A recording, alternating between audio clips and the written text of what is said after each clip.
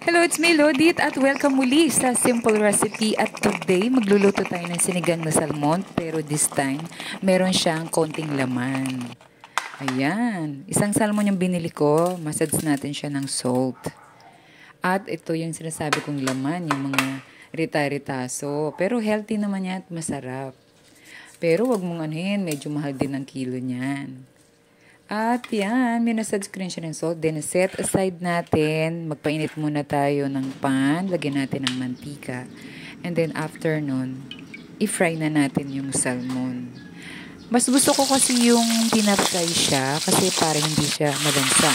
At mas masarap siya. I-try ninyo kapag piniprito. Mas masarap. Ayan, i-set aside muna natin. Pagkatapos, i-fry pa natin yung mga natitira pang isda. At pagkatapos, pagluto na, i-set aside lang natin. Mag-set tayo ng another pan. At lagyan ng mantika at mag-isa tayo ng ginger. At isunod na rin natin yung bawang. At sibuyas. Lagyan na rin natin yung sibuyas. At haluin lang natin siya ng mabuti para hindi siya masunog. Dahil pag nasunog siya, mag-iiba yung lasa. Okay. At ngayon, lagyan natin yung kamatis. 3 kamatis lang yan yung nilagay ko. At kapag okay na, ilagay na natin yung sinigang mix. Depende sa inyo kung gaano kadami yung sinigang mix niyo. Depende sa paglasa niyo, yung tamang asin niyo, ganun. At add tayo ng water para sa sabaw. At syempre, yung mahilig sa sabaw, dagdagan natin ng tubig. Then, pakuluin lang natin yan. Takpan at pakuluin. At yan, kapag okay na, pwede na natin ilagay yung na-fry natin na salmon. I-add na natin. At pagkatapos, i-add na rin natin yung ating ceiling green.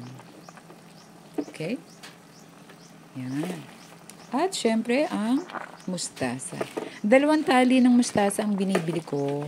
Kasi gusto ko yung marami yung gulay na yung dahon-dahon. Yan. Wow. Hindi pa siya ganong kaluto yung yung mustasa. Ngayon, palambutin pa natin siya. Hayaan natin muna siyang kumulo. Napansin nyo, hindi na ako naglagay ng salt. Kasi enough na yung salt. Diba? Nag-massage tayo ng asin dun sa isda. So, okay na yung lasa niya. At yan, pakuluin lang natin hanggang sa lumambot. Ayan, almost done na siya at napakasarap niya. Wow, nakakatakam siya.